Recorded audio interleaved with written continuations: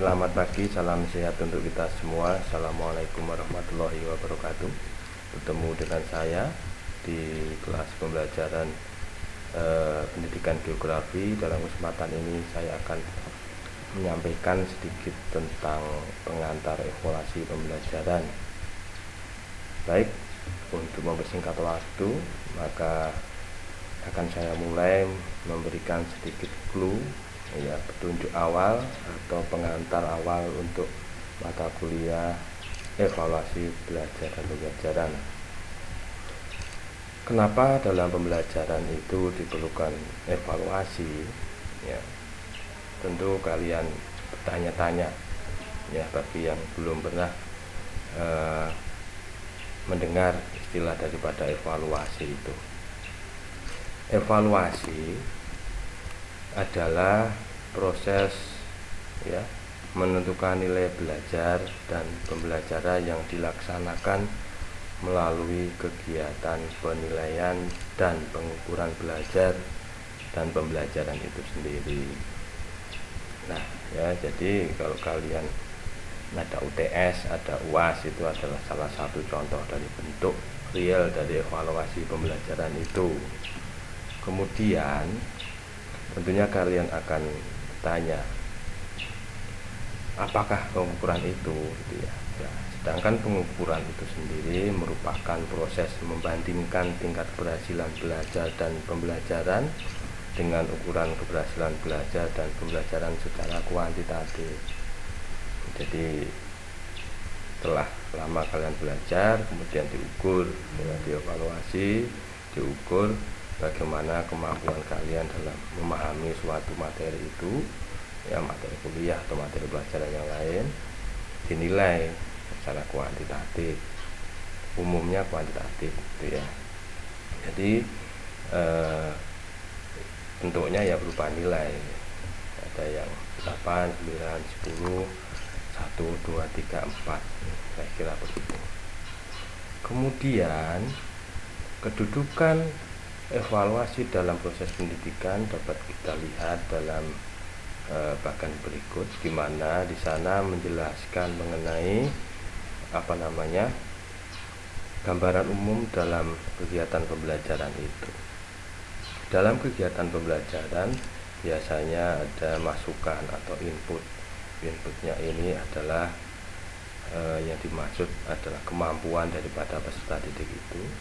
Kemudian setelah dia masuk dalam jenjang pendidikan tertentu, ada transformasi, ya, dan selanjutnya siswa tadi yang mengalami perubahan atau transformasi itu akan menghasilkan keluaran atau output, yaitu murid atau siswa yang mempunyai kemampuan tertentu yang diberikan dalam pembelajaran itu. Misalkan ada murid SMP masuk ke SMA, ya, kemudian di dalam jenjang SMA itu ada kegiatan pembelajaran yang dimaksudkan adalah di sana ada transformasi kemampuan daripada siswa itu menjadi, ya, siswa-siswa dengan kemampuan yang lebih tinggi lagi levelnya. Dalam proses-proses itu ada umpan balik, ya, ada umpan balik dari proses pembelajaran itu.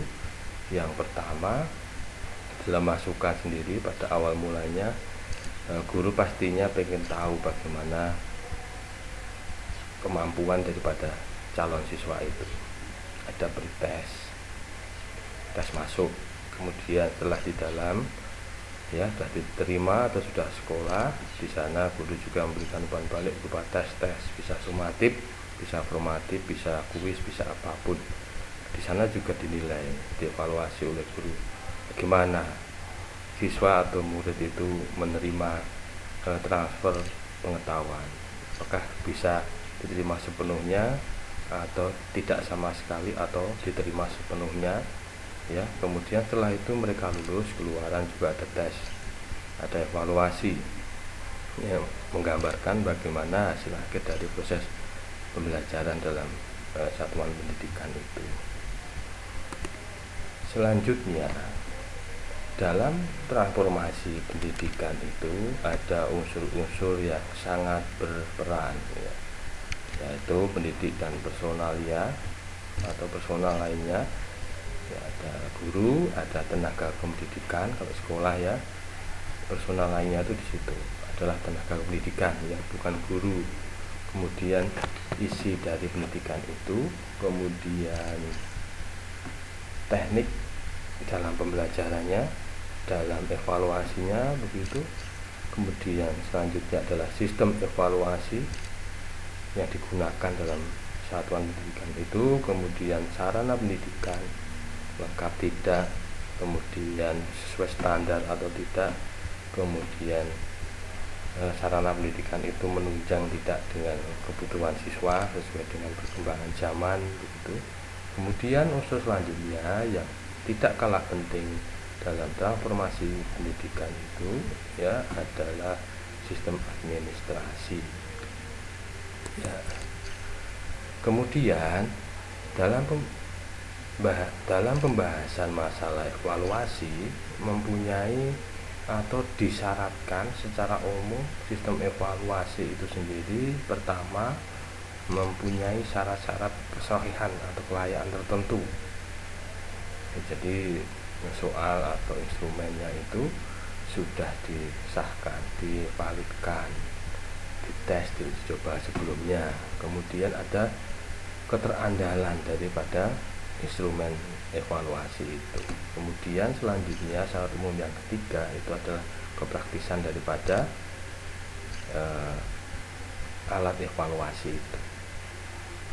Kemudian dalam masalah kepraktisan itu dapat kita jabarkan menjadi beberapa poin penting. Pertama adalah kemudahan mengadministrasikan, kemudian waktu kelancaran penggunaannya, kemudian memudahkan menskor ya. Jadi alat evaluasi atau instrumen evaluasi itu harus memudahkan memberikan penilaian atau skor. Kemudian keempat atau D, jika menggunakan aplikasi maka aplikasi itu bersifat mudah digunakan. Kemudian instrumen itu harus berwujud sehingga kepraktisan di sini syarat yang kelima itu tersedianya bentuk instrumen ya. Jadi instrumen itu bukan hanya dalam kepala guru tapi juga harus tertulis atau harus dalam bentuk print out, kira-kira begitu. Baik. Selanjutnya tentang masalah dan fungsi daripada evaluasi pembelajaran itu adalah seperti ini. Jadi kenapa ada evaluasi pembelajaran, maka fungsi-fungsinya dapat kalian cermati seperti itu. Satu, untuk mendiagnostik dan pengembangan tentunya dalam proses belajar.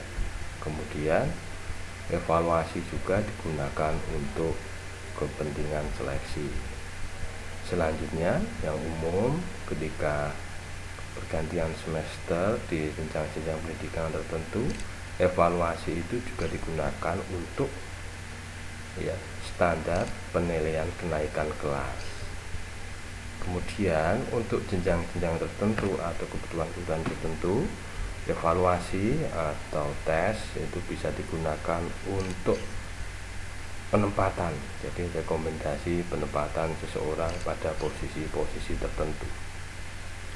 Jadi kira-kira begitu anak-anak, mohon maaf bukan anak-anak, rekan-rekan sekalian, bahwasanya evaluasi itu dalam pembelajaran sangat penting ya, berguna sebagai alat ukur kemampuan daripada peserta didik itu ya, dan digunakan pula untuk mengetahui bagaimana ketercapaian proses pembelajaran itu.